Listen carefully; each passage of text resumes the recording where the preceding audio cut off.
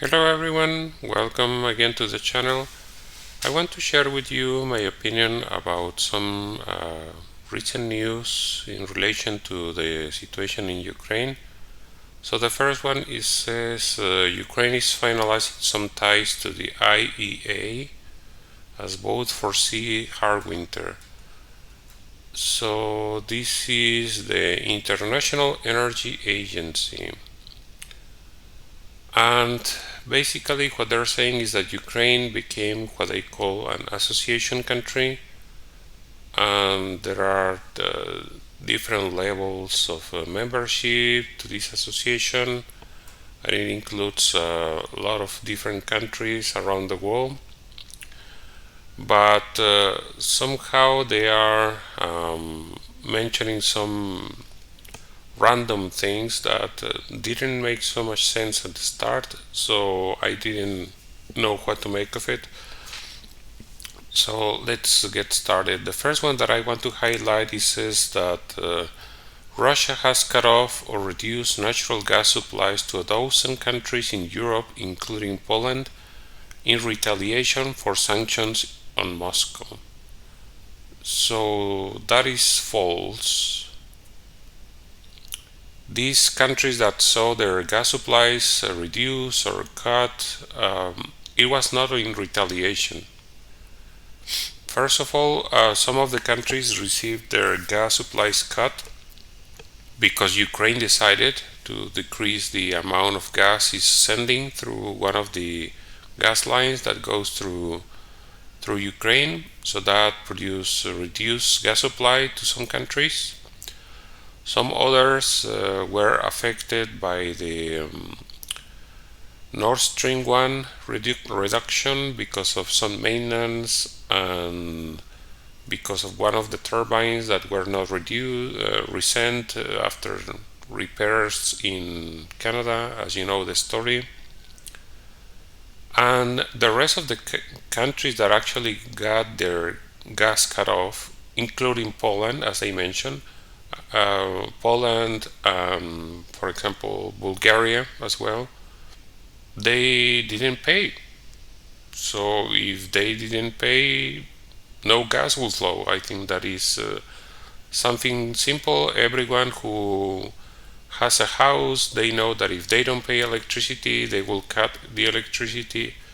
If they don't pay their services, they will be cut off. So I don't know why they make it like it was some kind of retaliation. Honestly, Russia hasn't actually retaliated in sanctions. So it's just propaganda. That's what it is. They say also that there are fears that they are referring to the Nord Stream 1 won't reopen after scheduled maintenance. It was scheduled to be reopened yesterday, so I didn't see any news about this. I don't know if it reopened or not. Later I will report on this, but I think they were declaring force majeure as of this week because they didn't return the turbine yet. So that's the current situation as far as I know. Let's wait and see what happens. So they mentioned some of the countries that are in the association level, and they have other full member countries, including big economies, they say. But what is interesting is that they say here that they are going to become part of the association and all that, and of their supporting neighbor in Ukraine.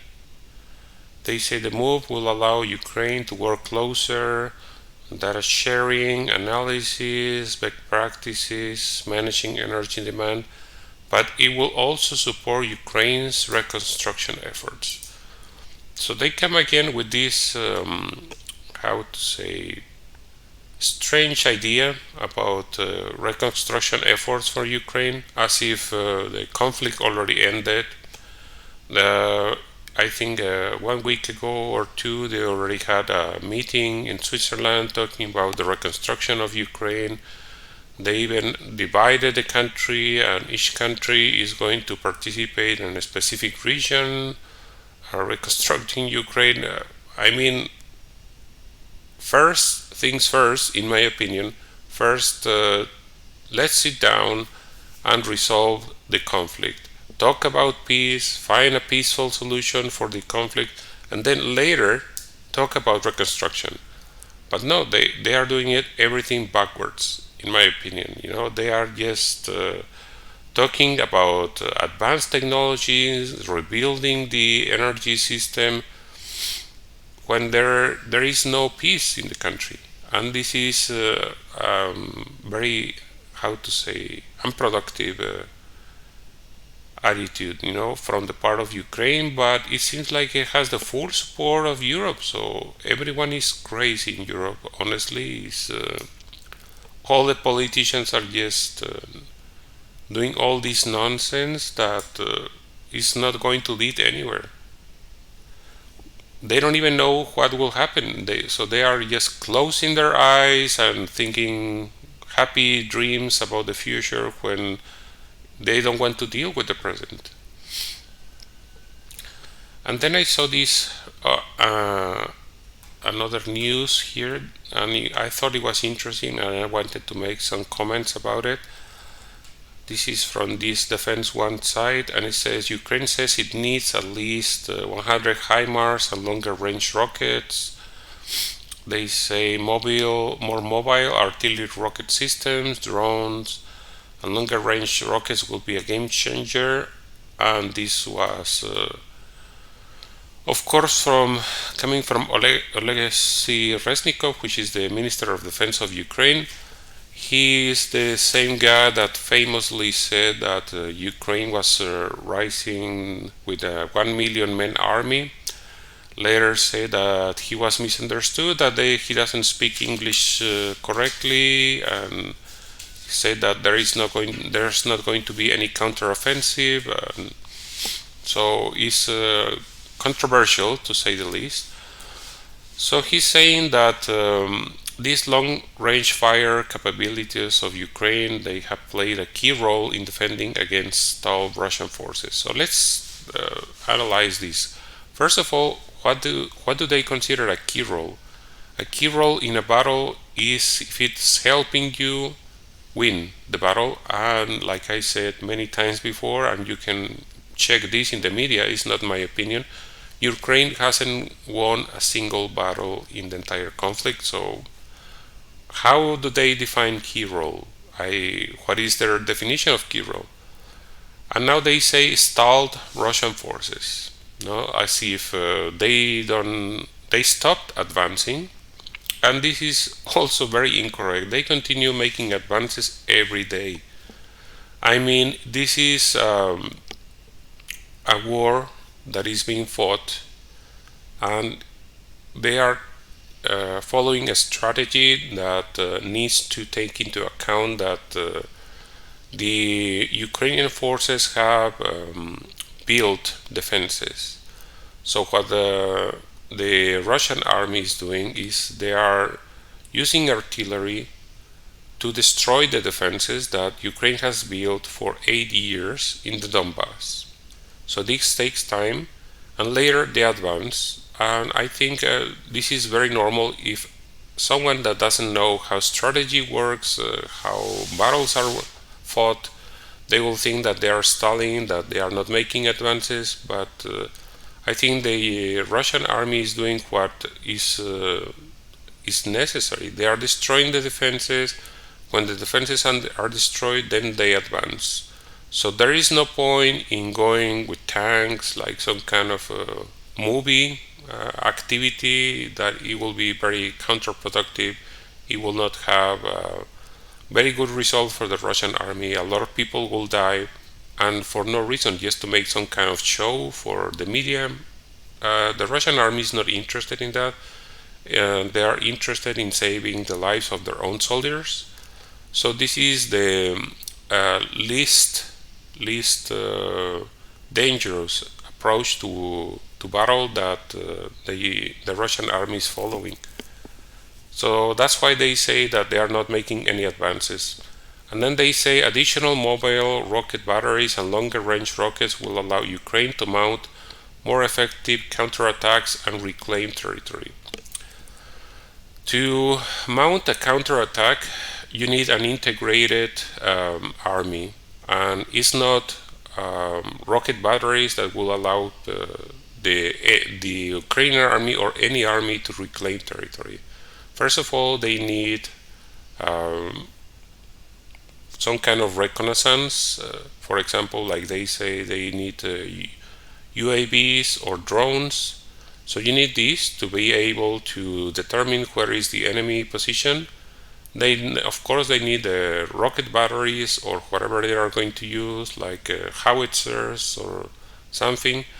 And they also need air defense systems, and they don't have any air defense systems.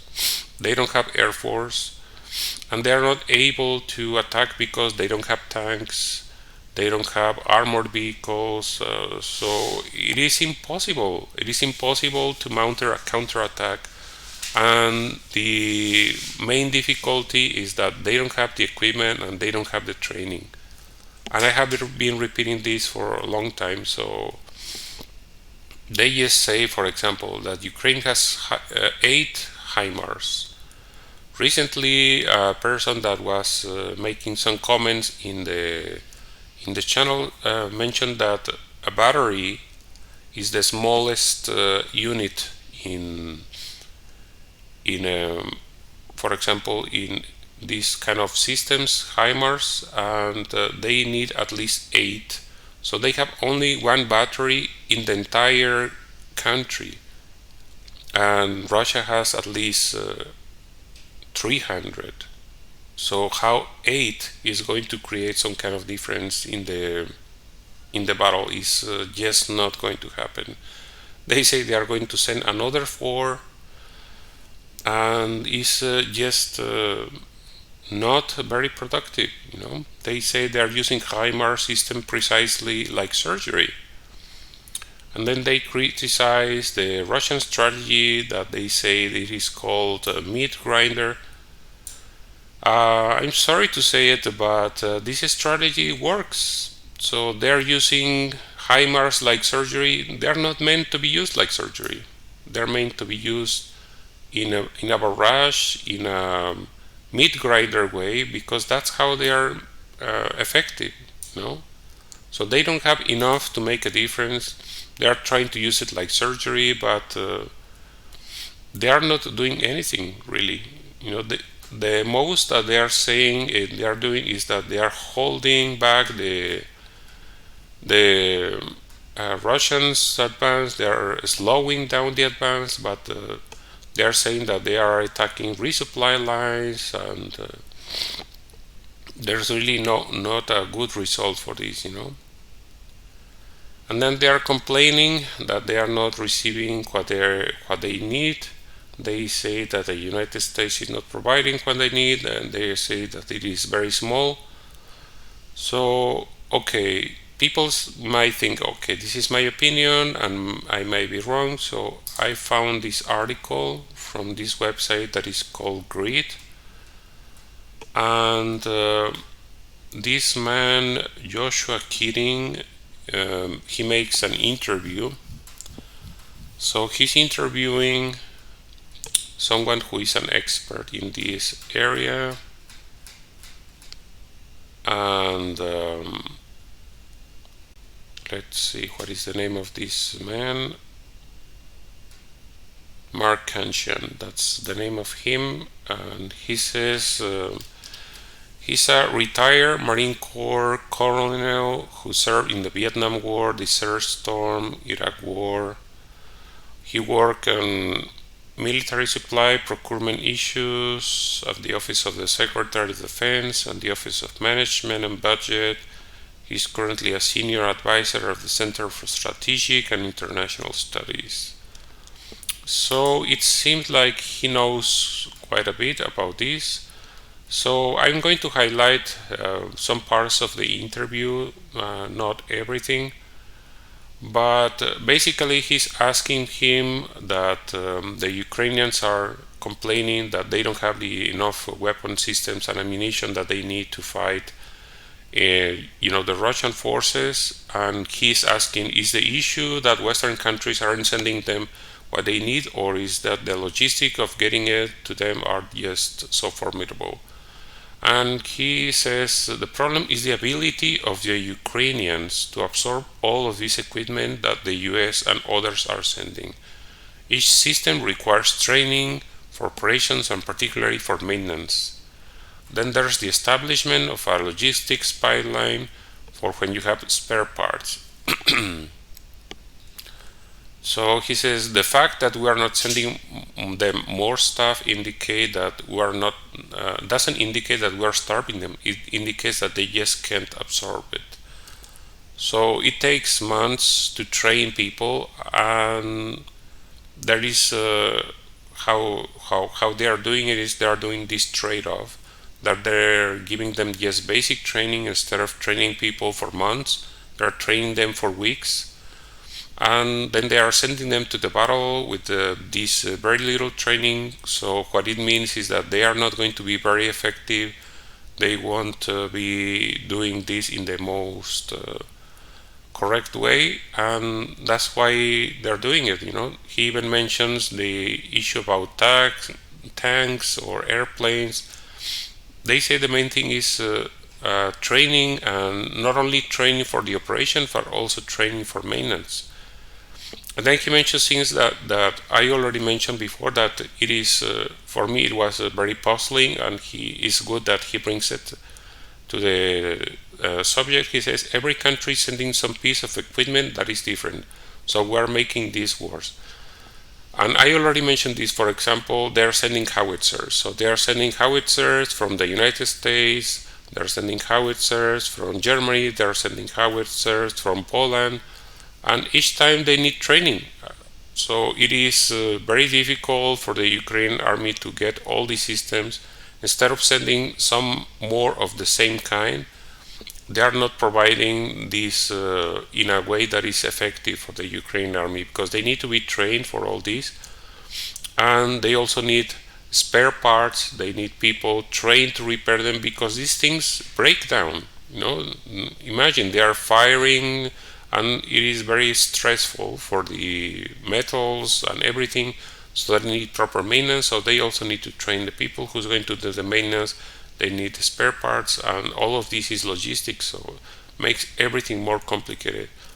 He mentions that now recently they started focusing on these howitzers, the NATO standard howitzers, because before they had this problem that they were trying to find ammunition for the current artillery pieces that Ukraine has, but those are from Soviet calibers, and nobody is having this. So they found all the ammunition they could find around the world, and they sent it to Ukraine, but it was not enough. So now they are trying to send only NATO standard supplied 155 millimeters. So that's why they are doing it, but they're doing it in very small numbers also. So it says that Russia has about maybe 3,000 artillery pieces, and they are sending not even 100 of these M777 that they say they're sending. I don't know exactly the numbers, I haven't kept track of it. But the main thing is, again, everything that goes together. It's not just sending the howitzers. They need to train people, they need to give them spare parts, they need to give them ammunition, and the logistics are also vulnerable. So the Russian army has been destroying these howitzers, have been destroying arm depots. So it is complicated. It is a battle, so that makes it even more difficult. And if they are destroying also the soldiers, so then it is a problem of training more people that are going to be able to this. So they are saying that the supplies for these 155 millimeters is basically unlimited, but there's a process to physically get it to the front. So that is also more difficult.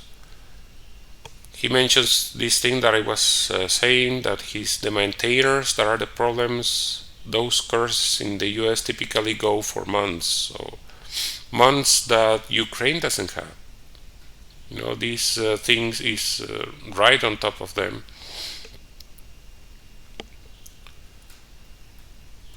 And now he mentions how all these weapons are being sent to Ukraine, and he mentions that there are two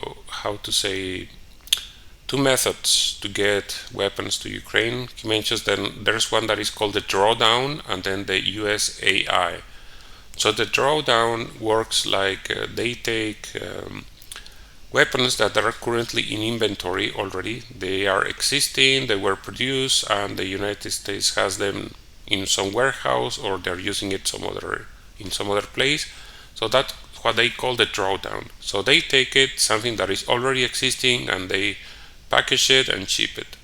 But if the weapon system is not available, or the United States doesn't want to provide it, then they need to use the other way, which is the USAI, which basically is contacting some weapons manufacturer and requesting it, and that's they need to produce the weapon system, and that can take from months to years to happen. So that's why the drawdown has their limits, because the United States is kind of depleting their stocks, and that's why it's taking so long to send all these weapon systems. And he mentions again these things. If we are already stretching their ability to absorb these weapons, one more high-tech systems just add to the problem. He's talking about HIMARS specifically, and Harpoon or other sophisticated weapon systems. And the answer of this man is yes. He says, what I think you're seeing is this package is the US trying to be as helpful as it can without overwhelming the Ukrainians. I don't think they're being very realistic about their ability to handle it. He says the problem is also public opinion, and also the opinion of the army or the government, the authorities. They say the problem for the US and NATO in general is that if some photographer goes into Ukraine and takes pictures of fields full of junk NATO equipment because the Ukrainians can't maintain it, that could undermine the bipartisan consensus for sending more equipment.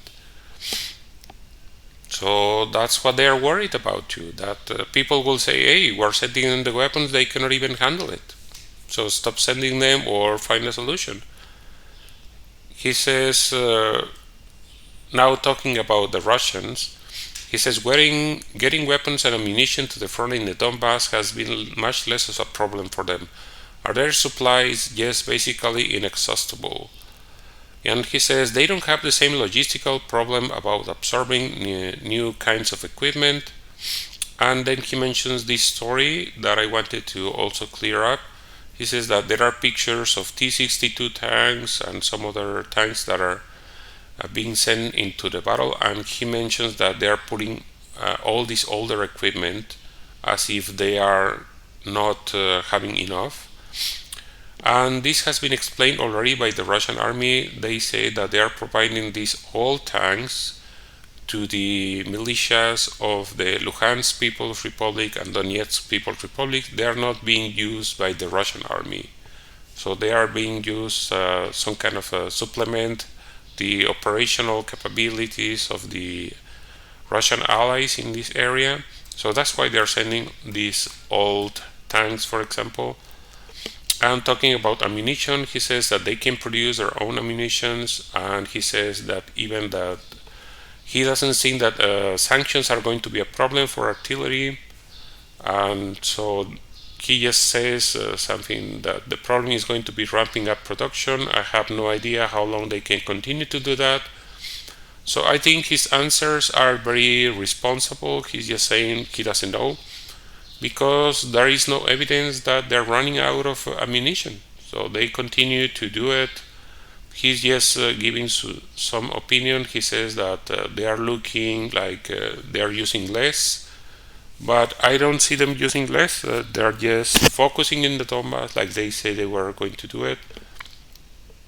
And he mentions also the fact that the actual battle is taking place using traditional weapons like artillery. He says that a lot of people were expecting some kind of war in the style that the United States did in Iraq and other countries, where they're just doing a lot of airstrikes and then they are moving with armored vehicles. This is for different kinds of battles. This battle is different, like I said, is because the Ukrainians have built defenses for 8 years, so they have trenches and they are very well fortified, so that's why artillery is being used here. But I'm speculating that after they defeat the Ukrainian army in the Donbass, they are going to move much more quicker, because in the rest of the country there are just no defenses like the way they're built in the Donbass. So that's why he's mentioning how the battle in the Donbass is different than what people were expecting. So it's a very good piece. I highly recommend you to read all the article. But what I'm trying to say in summary is that all this is just confirming something that I was already saying in previous videos for already quite some time, that this is basically a logistics problem. It requires time to be solved and is a human problem, because Ukraine doesn't have enough soldiers, enough trained soldiers, and this problem cannot be solved quickly. So that's why I'm always saying that my prediction is that the Ukraine army is going to collapse sooner rather than later, and we will see this happening rather soon. I cannot say specifically when, but it will happen in a very sudden way. So that's it. I think that's why, in my opinion, peace is the best solution. Peace could be signed today or tomorrow. Hostilities could end if the Ukrainian state decided to sit and negotiate with Russia, but they seem unwilling to do it. They prefer to talk about more weapons rather than talking about peace. So we'll see. So okay, I want to remind you of the opportunity to help support my work as content creator. In the description of every video, I provide information about the different platforms you can use to send donations if that's what you are able to do. And you can also help to support my work by liking this video, sharing it in social media, and subscribing to the channel. That will really help me a lot. So I hope to see you again very soon. Thank you for watching.